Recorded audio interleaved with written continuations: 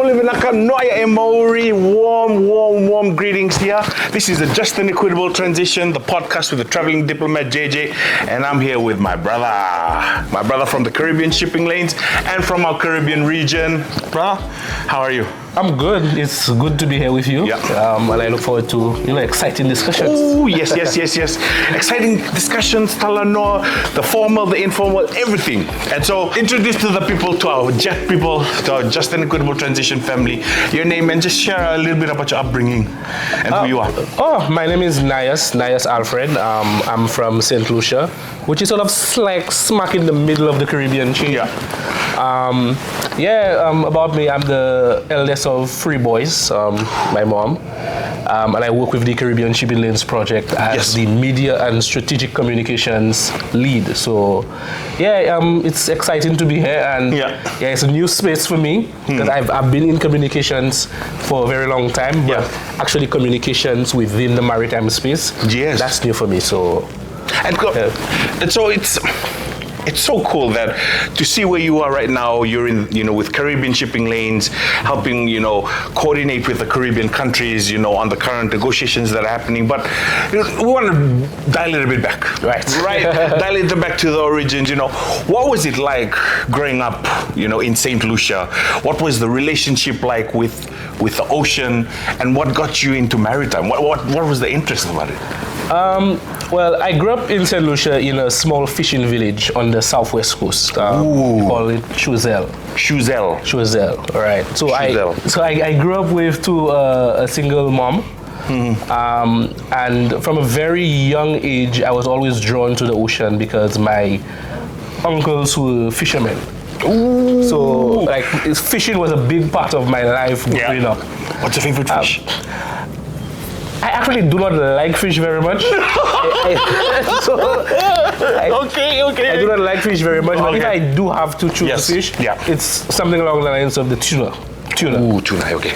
Love a good tuna fried. Love. So I grew up in the ocean like this. Did all of my schooling in Saint Lucia. Until I got ready for university. Sports was a big part of my life. What's the national sport in Saint Lucia? Cricket. Cricket is the biggest sport.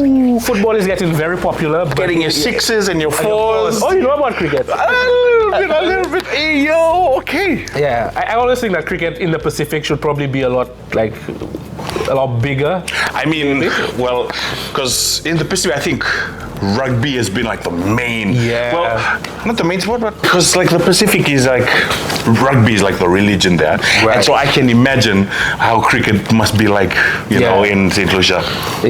So from that, I did my studies in the UK. I worked regionally. I worked in migration for some time with the International Organization for Migration. And then when I came back from doing my master's, I met Nyus. Shout out to Nyus, man. We love you.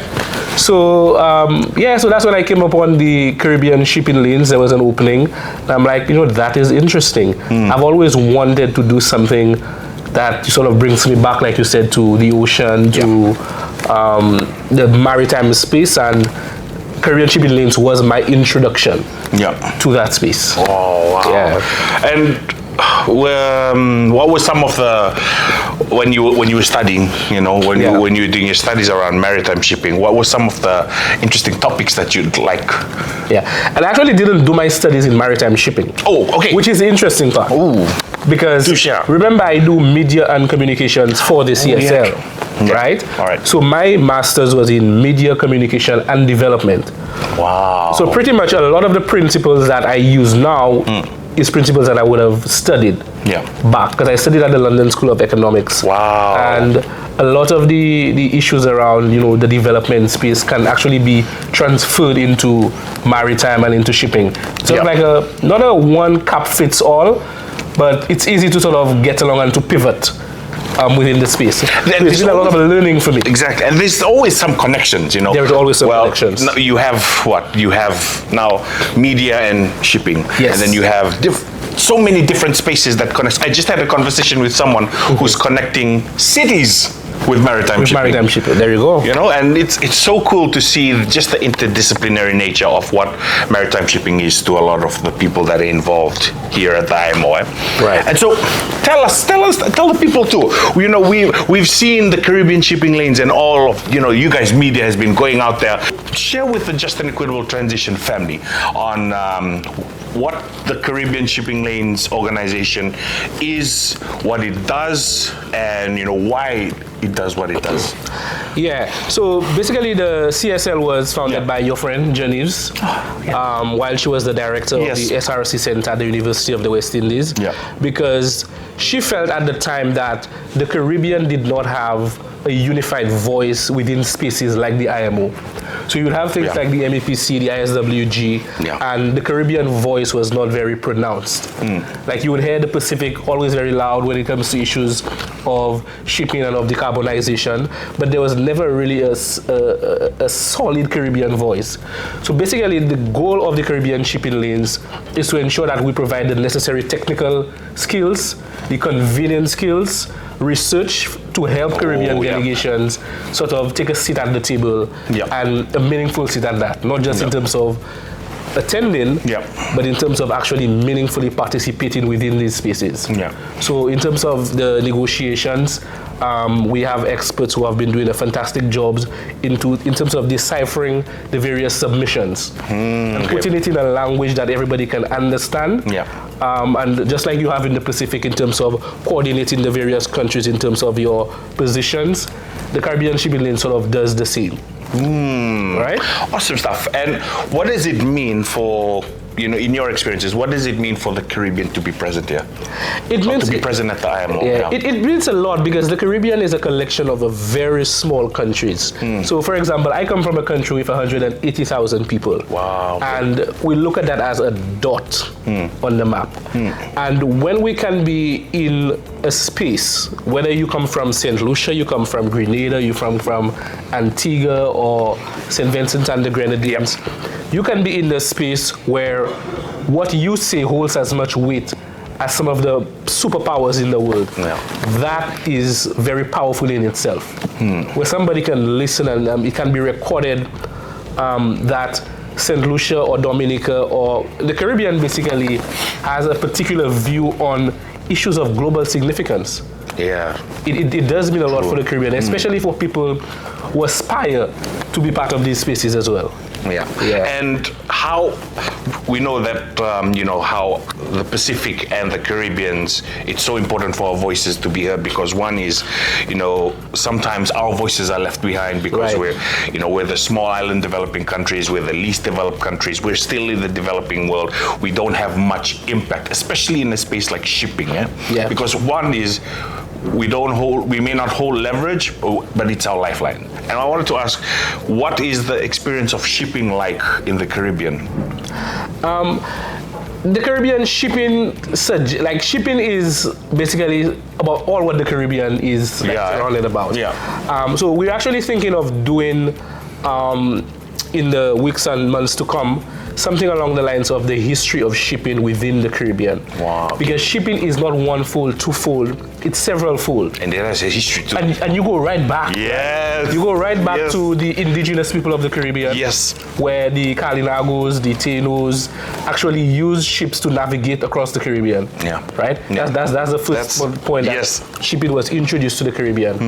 And then you go to the fact that shipping was it facilitated one of the most horrible periods in the history of the Caribbean in terms of the transatlantic slave trade.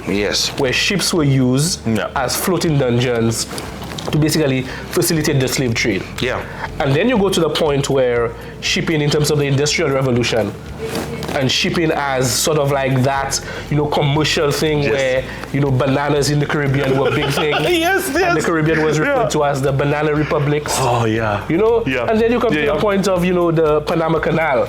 You know, how the Caribbean was sort of used as that gateway for global trade. So shipping has always been and will always be a critical component of the Caribbean. I mean, even tourism now. Tourism with the cruise ships. Right now. With the cruise ships, because tourism is a big part of several of the Caribbean economies. So shipping will always be, it's not always been good, in terms of the role of shipping, but it's always been present. Yeah. And I'm so glad that you mentioned that, because with that history and with those impacts with shipping and climate related, and you guys are coming into this space, into a space like the IMO, making sure that your voices are heard. Yeah, and when you look at the Caribbean and the Pacific SIDS, right? Yeah. We do not contribute at all, well, very minutely, to greenhouse gas emissions. Yeah. Yet we are the ones who are at the forefront, significantly impacted by it. So the fact that we don't contribute towards it, we cannot take a backward step and say that we won't say anything. Like, it affects us, so we have to be at the forefront in terms of advocating for decarbonization in the shipping industry. Like, we don't have a choice, really. And plus, like, our geopolitical locations, it's just we pay more for shipping, and it's rightly so that we make sure that we come here and then fighting for this thing called the just and equitable transition. And for the net zero framework, that's currently, being discussed as we speak. And so it's so critical that our voices be heard, but be incorporated into a process where, when there is a decarbonized transition in shipping, that everyone is included, and no one is left behind. And that's something critical that I feel the Pacific and the Caribbeans have been in that space continuously fighting. Because I remember in, I think was it MEPC 83, there was a 50+ proposal where more than 50 countries supported a levy proposal, which eventually built and came to a compromise position on what we have now called the net zero framework. And I feel like a big part of that outreach was between the Pacific and the Caribbean. And something that was definitely a highlight for me. And it really, really got me like, we had so many webinars, we had so many dialogues together about continuous supporting each other, continuous support. And so for Saint Lucia, for example, just giving I want to get our audience to know a little bit more about Saint Lucia. What's the ports and what's the shipping? I know Caribbean must be a big part of that. So just tell us the story of Saint Lucia itself. What is in shipping and climate? Saint Lucia itself, just like the Caribbean, has a very storied history as it relates to shipping. It was famous or infamous, as you can put it. That Saint Lucia was fought over as it relates to colonialism, right? Fought over by the French and the British about 14 times. So you can imagine that back and forth and that tug of war between the British and the French as it relates to Saint Lucia. The Saint Lucian economy used to, at one point in time, be primarily banana production based. But over time, we moved more towards predominantly tourism, because Saint Lucia is one of the most beautiful countries that you would get in the Caribbean, where we have everything. We have the rainforest, we have the beaches, both white and black sand, because Saint Lucia is a volcanic island, so we have the black sand beaches as well. So shipping in Saint Lucia has been at the forefront. But again, when you come to look at issues of food security, for example, we are not the primary producers of a lot of the things that we consume. So Saint Lucia has to import a lot. So when you look at a just and equitable transition, and you look at issues of shipping and then the cost of shipping, it does affect us, because any change in the geopolitics of the world has a significant impact on the cost of average goods in Saint Lucia. So it's something that we pay a lot of attention to. Saint Lucia, we have a few ports in Castries, in Vieux-Fort, the north and the south of the island. So a lot of people know about shipping, but in terms of the nitty-gritty and actually the technical work that goes into the maritime sector in Saint Lucia, I don't think that a lot of advocacy has been done on that, not just in Saint Lucia, but across the Caribbean.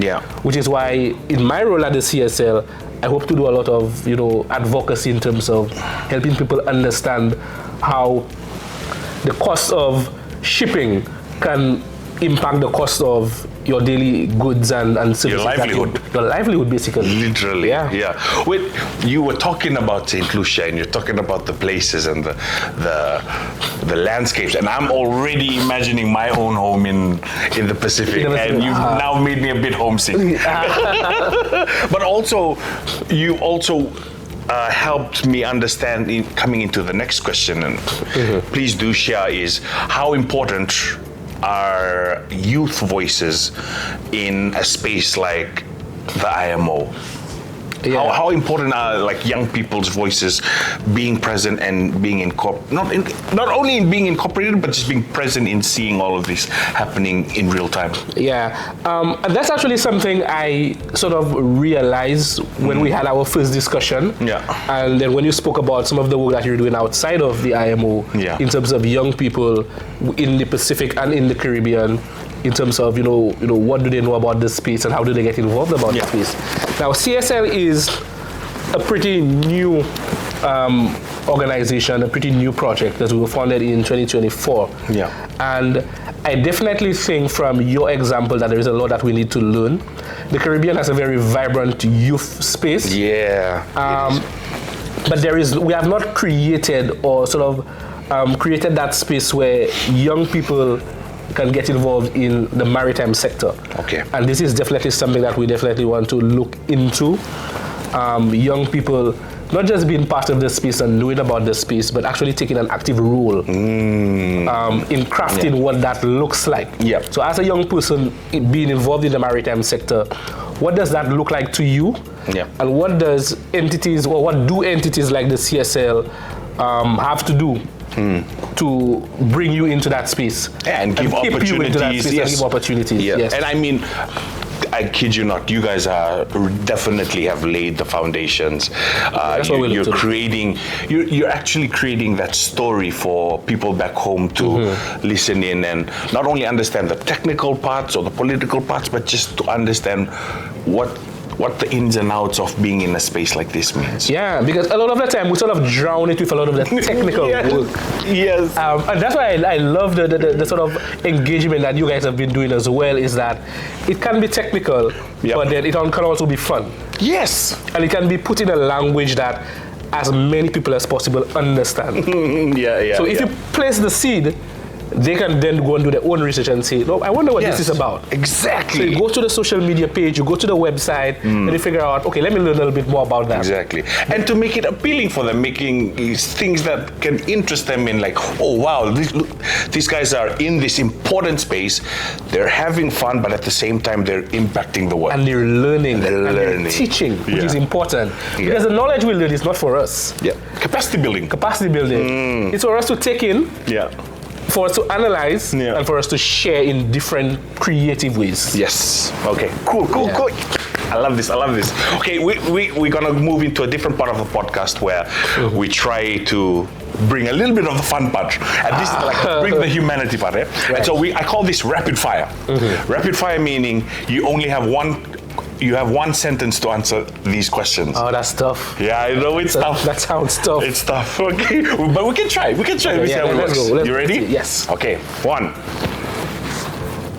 Favorite book of all time. Tell our jet people. Favorite book. Favorite book of all time. Yeah.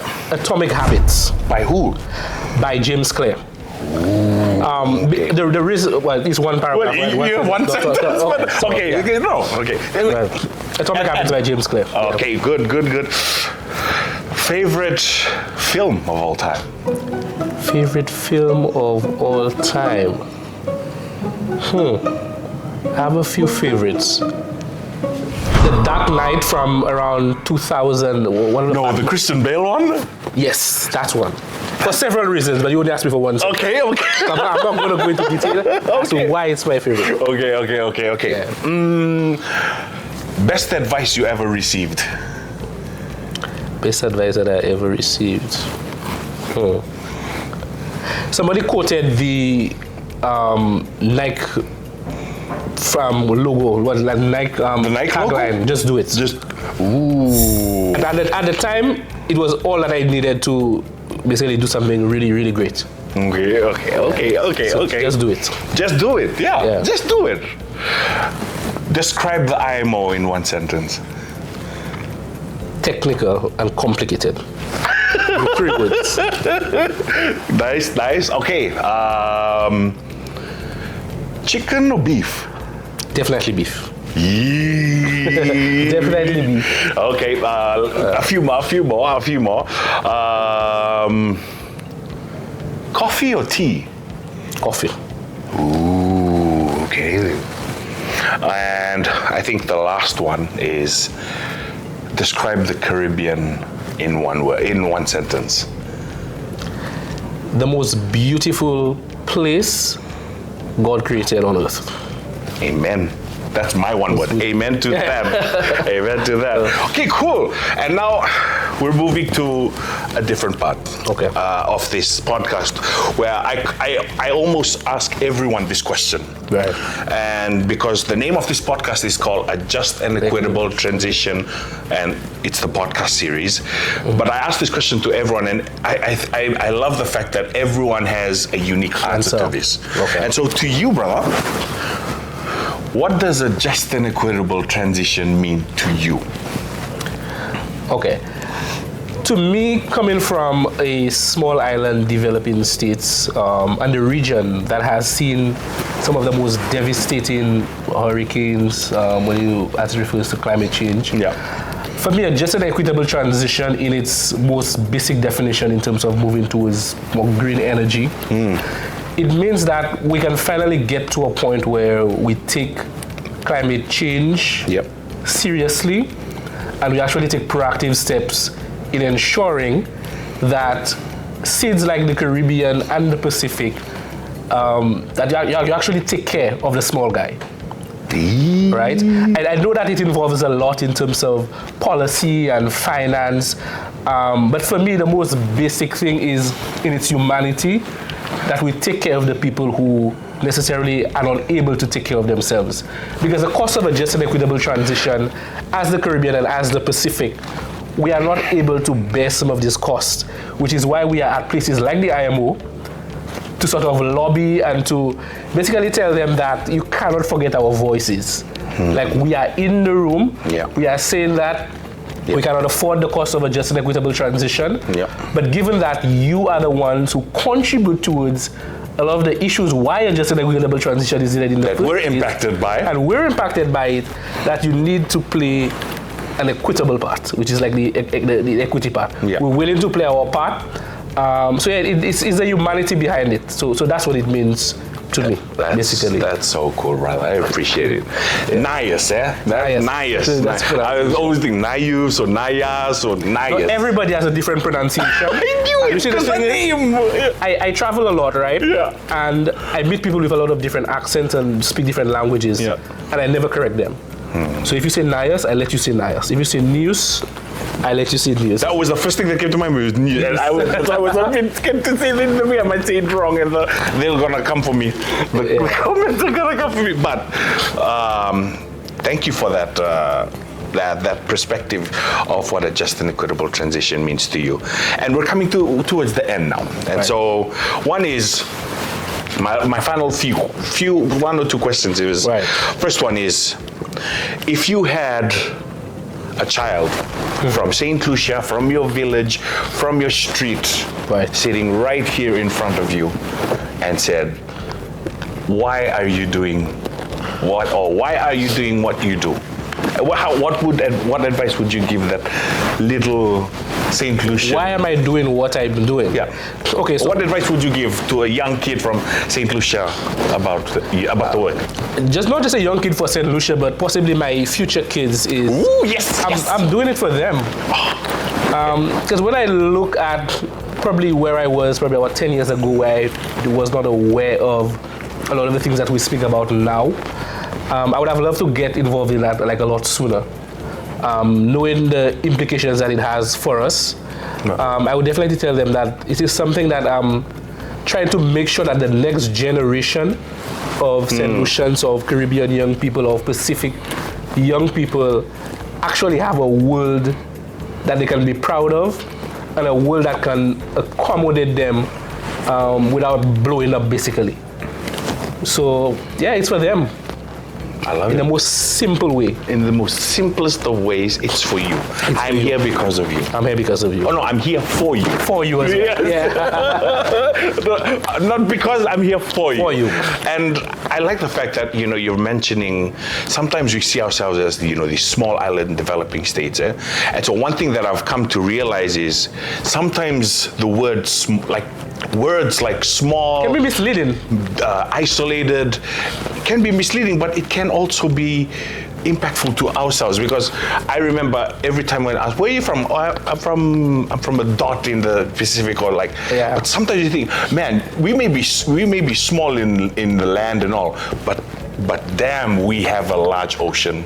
Yeah, I mean, if you count the We're ocean vast. states, Exactly. Okay, so there's this thing I heard where it says that we're small island states, Yeah. but large ocean states. No, we are large ocean. Small island, but large ocean. Exactly. Right? Exactly. And there's this saying that my friends from Jamaica always say, right? Yeah. We're small but Talanoa.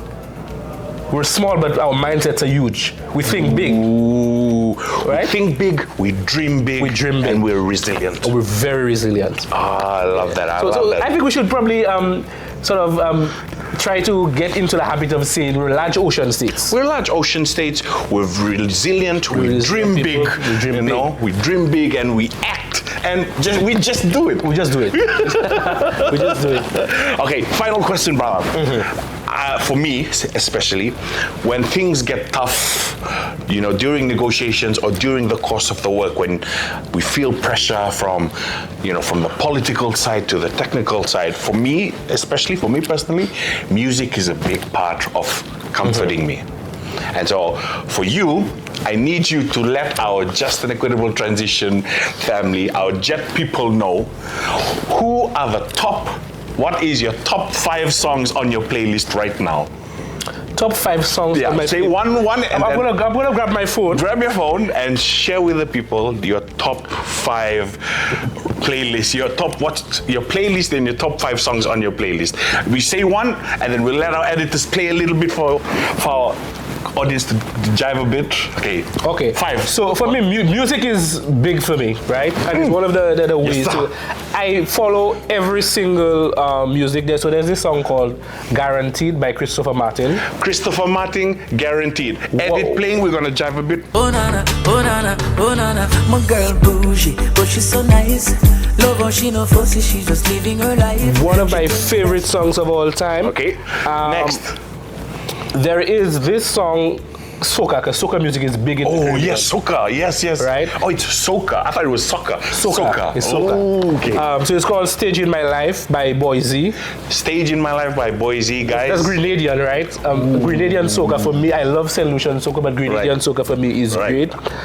So "Stage in My Life" by Boy Z, great. And there's this song called "Greater" by Dash. Greater by Dash, guys. Greater by Dash. So this is add to your playlist, guys. Yeah. So one of my favorite songs, "Calm Down" by Rima. Baby, calm down. Calm down. Girl, is the boy you put in my heart. Oh lockdown. Yo, you sweet life, fat So I actually saw Rima play live in the UK right here last year while I was studying. One of the most amazing experiences. Man, you're just glazing now. You're just glazing. Guys, it's okay. And your top one, number one. What would you pick as your number one?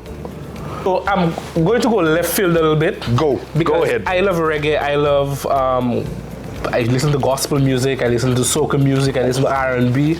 But one of the songs that actually got stuck in my head in the 2010s, Adele. Chasing Pavements. Like you'd never guess that.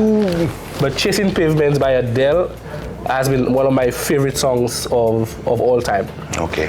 I can't tell you why, but yeah. Guys, Chasing Pavements, Adele. This is brother Nyus here. And last. Right. If I were to come to Saint Lucia, and I'm manifesting it now. I'm manifesting it now. Okay. If I come to Saint Lucia. And Janice is from Saint Lucia. Janice, yes. If I were to come to Saint Lucia, and Janice, I hope you're listening to, what would be the first thing you're gonna feed me? Okay, so I'm going to take you to, there is this place called Tumazo in Saint Lucia. Shout out Tumazo. The first things that you I'm going to bring anybody who visits Saint Lucia to get the local bread. Very hot from the stone oven. And you can have it with cheese, you could have it with luncheon meat, you could have it with basically anything that you want. The local bread from Tomaso on your drive up to the north. Very first thing. Guys, this is a Just and Equitable Transition podcast. I'm here with Brother Nyus from the Caribbean Shipping Lanes.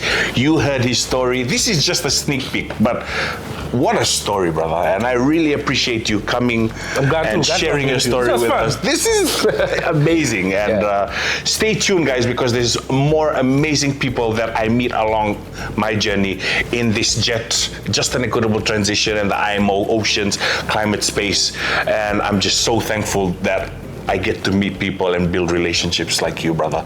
And I really wish you the very best in all your endeavors with Caribbean Shipping Lanes and more collaborations. And there's definitely more. So, guys, like, hate, react, whatever you want, add to the comments, share your stories with us. We'd love to hear it. And just like our brother here, jet now, jet tomorrow, and jet for the future. Chee-hoo. Thanks, guys.